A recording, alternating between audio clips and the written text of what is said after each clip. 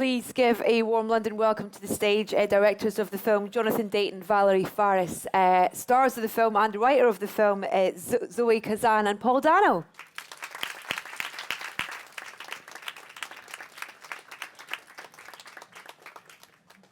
Welcome. Thank you. You work really well. Hey, hello, yeah, You sound good. Right, where do we start? Zoe, I want to start with you. Where did this idea come from, and why was this what you wanted to be your first feature, your first screenplay? This idea sort of came from me ruminating on the myth of Pygmalion, about the sculptor whose statue comes to life. And it wasn't that I wanted this to be my first feature. It was just sort of the first idea I'd had that felt like a real movie, like a complete movie. It takes a long time to make a movie, so I think you sort of wait for an idea that you're going to want to devote a lot of time to and a lot of energy. And for me, this was that. It just felt resonant about my experiences of love and creativity. And is it easier that you can outpour your previous experiences into that script? Yeah, I guess, some relationship experiences, and also my experience of writing, which I think is not unusual, of feeling sort of visited by my characters or by my ideas rather than them coming through me. I think it just felt very evocative and kind of also like a treasure trove of being able to explore through a sort of imaginative lens some real life issues. Do you kind of, in a way then, in terms of Calvin's character, see a little bit of yourself in that, in terms of the way you talk about, visualizing those characters and seeing them? And well, I think I put some of my experience of writing in there, or my experience of creativity. Sometimes I almost feel when I'm acting or when I'm writing that those people in my imagination are more real to me than the people in my life. And that definitely went into the kind of concept of the movie. But in terms of his character, what he goes through, obviously, I think I'm less aligned with him than I might be with Ruby. And Jonathan and Valerie, in terms of you guys wanting to be involved in this, was it the sensibilities of this script? The fact that it is incredibly funny, but it's dark, it's heart wrenching, it's sad. Was that part of the attraction to be involved? I love that in this very simple premise, the story can explore so many very real aspects of human experience, and our desire to control. I thought the film, as you said, had really funny moments, but went to a dark place. It's a great love story.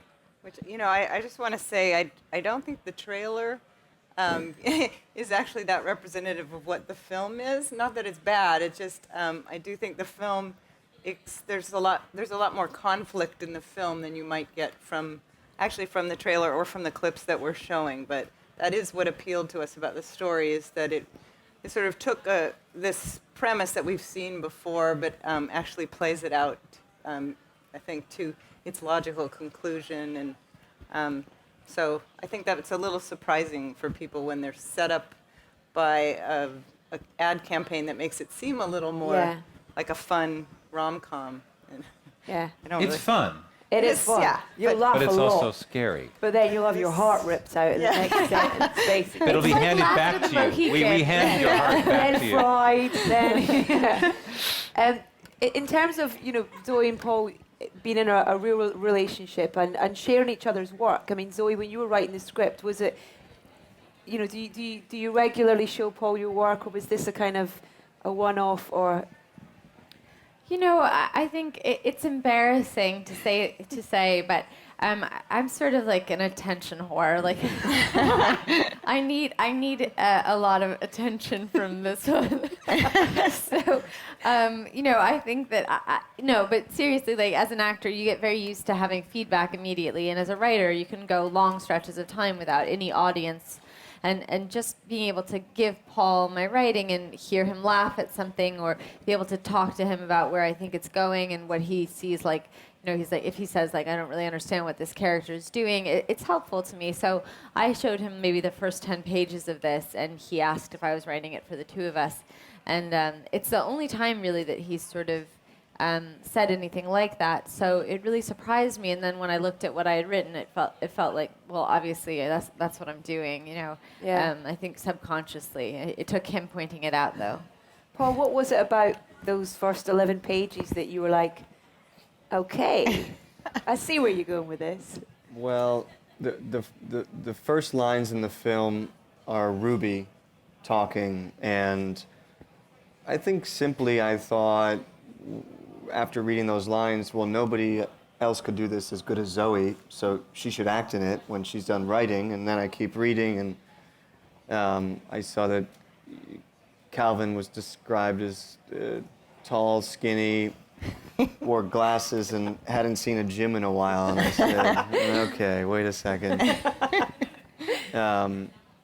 What is she drawing upon here?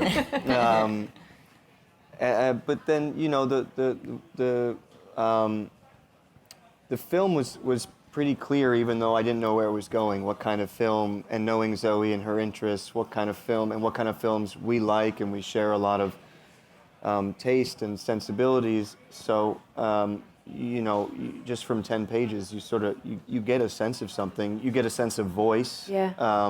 And I had read her plays, so I was happy to throw myself on her. Do you learn things about each other that you don't know from working with each other like that? Well, we met doing a play together, so sort of the first version of Paul that I knew was the working Paul, who's just a pain in the ass, really. But they think I'm joking. I think it's wonderful to have, we sort of have taken, this has been a lot of hard work, and, there were times that I think the relationship felt a little strained by how hard we were working and, having to spend so much time together but sort of pay less attention to each other. But there have been other times in this, year, 2 years where we've looked at each other and thought, like, well, this is once in a lifetime, especially to do it with these two and to feel like, I don't know, film's a collaborative medium, but sometimes it's a better collaboration than other times, and this has felt really charmed, I think. Paul, I heard you say that you kind of, when you started reading it more, you immediately sort of thought of Jonathan and Valerie to work on the film. Is that right? Yeah, I mean, probably no more than 15, maybe 20 pages into it, just sort of intuitively shouted out in the living room, we should send this to John and Val. And so he was like, yes, that's a great idea. And I think having had such a great experience with them the first time, but really getting to know them as people, knowing a little bit about what kind of films they were interested in making, knowing how much care they have for their characters in the story, and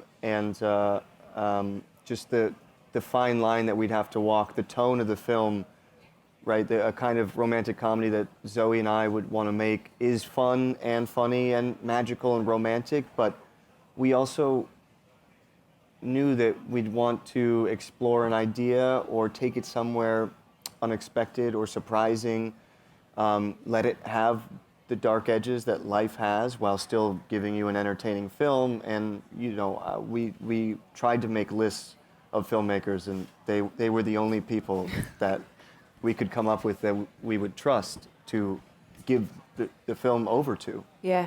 It's that idea of Calvin where he thinks what he needs is to create this character, but the reality is that idea of what you wish for is not normally what you need, I guess, as well. But we're going to show a couple of clips here, which highlight, I think, a couple of things. The first one is Calvin's not sure whether he's going insane or she's real or whatever, and he asks his brother to come round, and he goes up to the magic typewriter, which I like to refer to it, to try and prove to his brother. And this is one of the clips. This is Zoe's character, Ruby, speaking French. Oh, wow. Okay. It's a different clip than I expected. Is it? Yeah. That's her. The words "she's perfect." That's kind of what he's trying to create, but the reality of it, and that's kind of what you were saying about these guys, you that romantic comedy, but the reality has to be in there as well, and all that was in the script. All that was that's what you were trying to get across, I guess, in the script, isn't it? Yeah, I mean, it was really important. The film has a kind of like fantastical premise, but it like I said to Jonathan and Valerie recently, it's like we have an imaginary door into a real room. We're really trying to talk about what actually happens in relationship, and in order to do that, I think we tried to make the film feel very grounded in the real world. It's not weird science, it's not an imaginary world, and I wanted it to be, even though it's a made-up girl, I wanted it to feel like someone that you might meet on the street. Yeah. We're going to show another clip now, but before that, I want to talk about the other cast members because it's an incredible cast. Your two leads, just to one side for a second. Annette Bening, who plays Calvin's mum. I mean, it was the script, I guess, that was the pull for all these people. As soon as they read it, they wanted to get involved. Is that right? I think it's these two. I don't think you should answer because you're not going to say yes. I think you have to have a good script to get people involved, and I think they loved the idea of this whole package. I think, so we were very lucky, and I actually want to also credit Chris Messina, who plays the brother, because he's actually the guy who kind of the audience sort of identifies with as you go through the story, and so that scene is him sort of being convinced that Ruby is real, and you didn't get to see all of the scene, but I think we're going to see the next bit now, if you want. Right. Yeah. So that's it. The next scene is after he's been convinced and he's spent the evening with Ruby, and this is Calvin and his brother Harry going outside for the first time alone. So it's their first moment alone after he's had this experience with Ruby. So let's take a look at the clip. That's the slightly truncated version of that scene. It's so funny to see these clips because they're like a best of reel. Yeah. Not quite the scene. They're not the G-rated. Yeah, they're the airplane version. He discusses a few of the possibilities that Calvin might take advantage. They cut out the word blowjob. I'm just going to tell you that. And the chemistry between you and Chris Paul is just quite brilliant.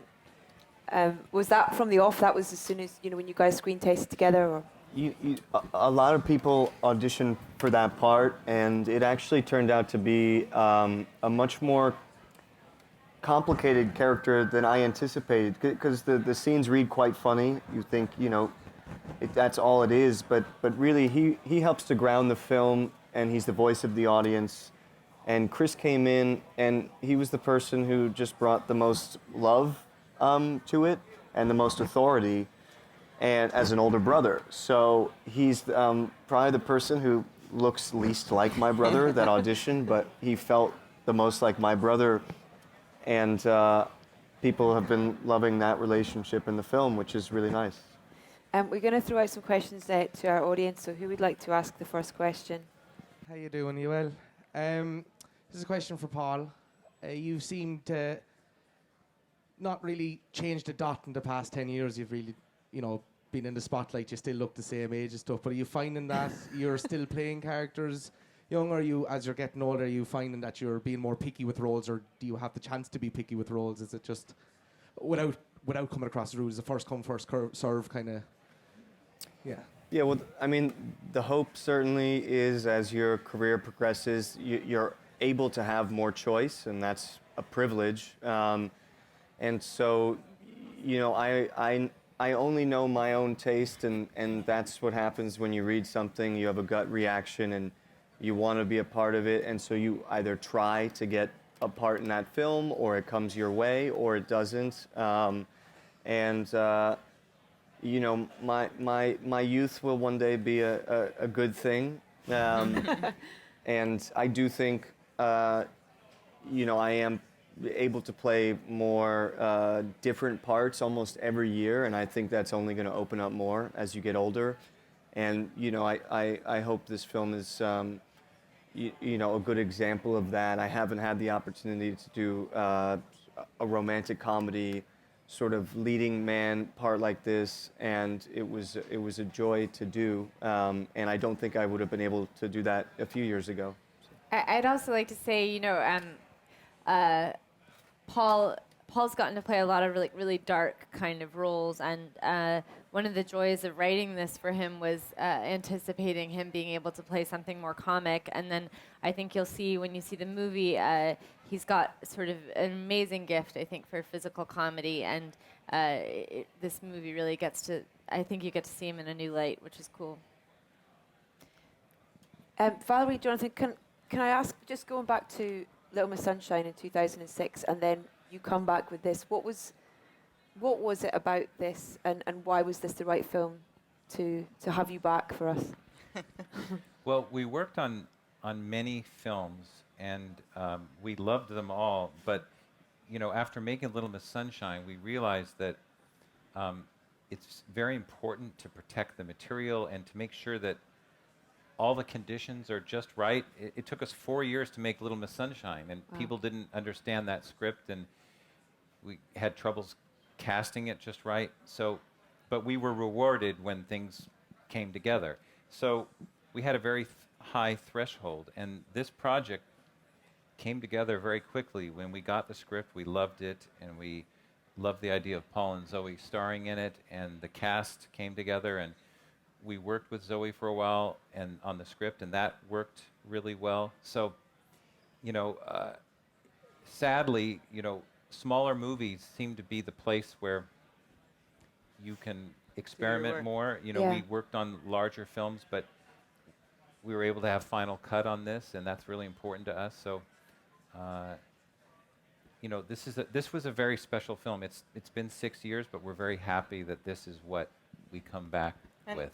We first got the script knowing that they were attached, so that was a big part of the appeal of the project for us. And then reading Zoe's writing, I think we're very sort of script-centric. We love a good writing, and Zoe's voice was so unique, and we also loved the sort of mix of humor and suffering and pain. It had the right amount of sort of darkness and humor for us. So, I think. She's an amazing writer, and it was very exciting to kind of be the ones to introduce her writing, and really, for a lot of people, they'll be seeing Zoe in this kind of role for the first time. And also Paul, we agree with what Zoe said. It was just nice to show Paul's range and how funny he is and charming. He couldn't speak for half of Little Miss Sunshine, so he speaks from the very beginning of this one. I was reading just kind of some research and stuff before I was chatting to you guys, and I wanted to ask you about research for these roles. I mean, did it involve much for either of you, or was it just kind of, I know the script, let's just get in there? I did a fair amount of research, but that's one of the fun things about being an actor. When you get to play a writer, if you like books, you have an excuse to look into a couple of your favorite authors and what their writing routine was like, and you then read that one of your favorite authors set aside 8 a.m. to noon every day to write, and those 4 hours were committed. And then to the thought of, Calvin has writer's block. If you do make that commitment, and I think Calvin is that kind of writer, based on routine, to write every day, and you wake up at 8 a.m. and make your coffee and your breakfast and sit down to work, and you can't produce, that just helps make it all the more palpable to me as an actor, having read journals of writers. So you just find things that you can relate to and practice on the typewriter. Yeah, I was going to say, learning to type, as a generation of people growing up without typewriters, I think Paul did a really good job typing. Typewriting skill. It's a whole different thing. The attack of the keys is a lot harder. A lot more fun pressure. to film, too, than a computer. But We made it look seamless, absolutely seamless. So what about for you? Was it? Well, I think for me, a lot of my quote unquote homework was already done. Yeah. Because because I wrote it.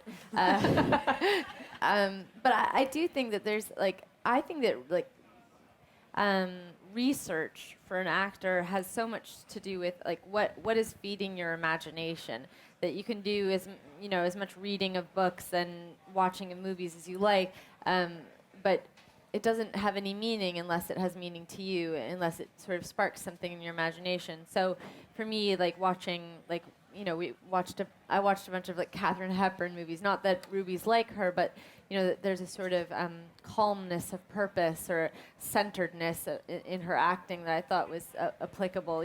It's fun to sort of think about changing your energy, especially with something that you've written where you think it could come very close to yourself. And actually, I sort of feel like Ruby is much closer to how I would like aspire to be in the world than how I actually am. I want to just check and see if there's any other questions. Yes, hello. It's probably more for Zoe. I was just wondering, when you were writing it, did you ever think of making Paul's character the one that's created, or how did you swap it around? Wasn't sure if you decided. So many people have asked me that question that I feel stupid for not thinking of it in the first place. But I think often at some point in the movie, Paul's character says of Ruby, she came to me wholly herself.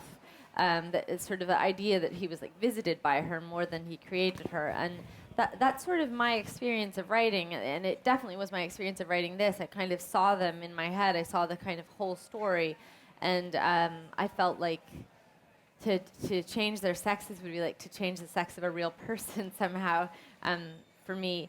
But also, I was trying to write about my own experience in relationship, which has all too often felt like that the man I was with had a kind of idea of me, or some sort of projection of femininity that I felt that I was somehow having to live up to or inhabit for him.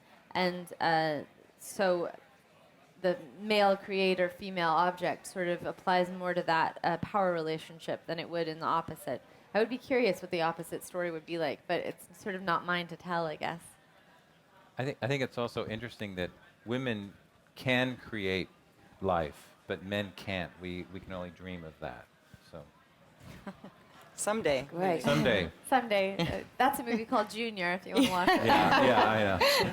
Any other questions from you guys? Yeah, lady at the front. I just wondered, I've not seen the film obviously, but was there any point when you wanted to push the fantastical elements more rather than relationship?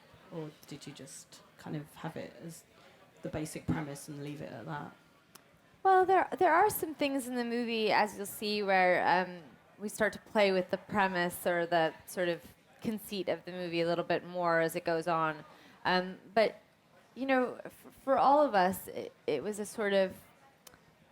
The fantasy elements are there to help us sort of illuminate what is hard to talk about in real life, like issues of control and sort of wanting a perfect partner and, the impossibility of that. But we all felt very strongly that it should feel like your life or my life, that part of what makes it fantastical is that it doesn't exist in like, La La Land. Any other questions?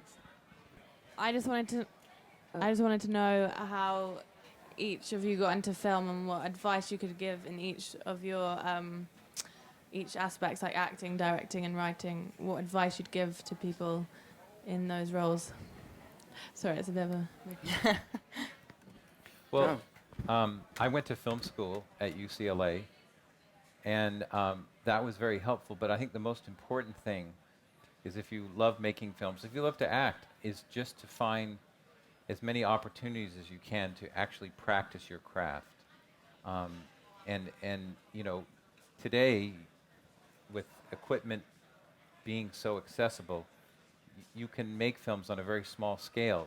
And, with the internet, if you make something that's provocative, you actually have a chance to attract an audience. And so the challenge, because we usually have to do some other thing for our job, to pay the bills, is to just find time to keep after your career. I worked at a used clothing store after graduating and made films on the side, and eventually people hired us to make films. So keep doing it is my cheap advice. There's a whole movie made on the iPhone. Yeah. Right. So there's some equipment right there. I mean, it is so great that it's now that filmmaking's so much more accessible, and actually getting your work out there is easier than ever. But it doesn't make the job of making something good any easier. And I would say what Paul said about the writer who got up every day and worked from 8 to 12. I know an artist who said you can't call yourself an artist unless you spend at least 3 hours a day doing what it is you do. So I think it is right to try to find the time to practice whatever it is that you want to do, and you'll find yourself suddenly doing it, I think. Paul, what about you? Well, I got started in community theater. You know, I would after school go play basketball or soccer or go to the community theater, and it turned into something that I loved and wanted to keep doing. And I think, you know, something I think about a lot is figuring out what I want and sort of what makes me happy in what I do, and trying to follow that. And I think when people start out, it's so easy to get focused on the result of, you know, what your goal is. But I would say the more you put into and enjoy the process of doing the actual work, that's probably the best way to get, you know, your results. Zoe, what about you?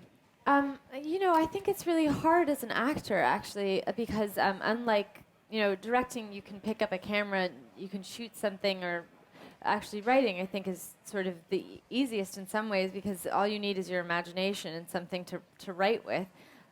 You know, but with acting, you sort of need permission in some way. You need to pay for an acting class or to find a job of some kind. It's sort of impossible to do on your own.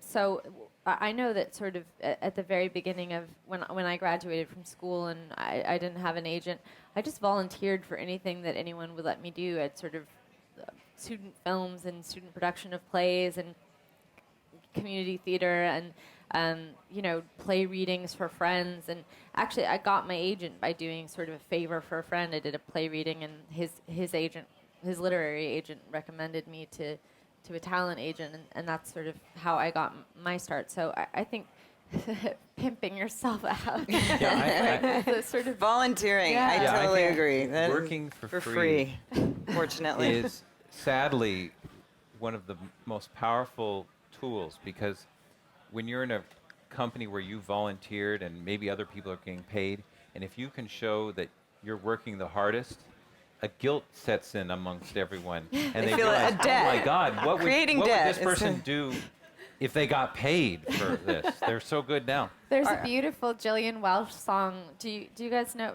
She's a folk singer, and she for free, which is all about, you know, they've figured it out. They've hit the big score. We'll do it for free. You know, which is, I think true, actually. Our first music video we ever did actually cost us $250. Who was that music video for? Is that REM? REM, yeah. We Yeah. did our first video, and the budget was $1,500, and it cost us actually $2,000. Or $500. Yeah, and we didn't tell anyone. We just spent our own money and finished it. And the record company was so impressed that we were on budget that they gave us another job. And then we were on our way. So for free, or it could even cost you. There you go. That's a great way to end our Q&A. Yes. Go out and free or pay for it succeed. yourself. Yes. Go and see the film when it comes out. Tell your friends and take your friends, because it's such an honest, fun, dark depiction and a great story and great performances. Thank you so much to Thank Zoe, you Paul, so much. Valerie, and Thank Jonathan. you. Thank you. guys. Thank Cheers. you.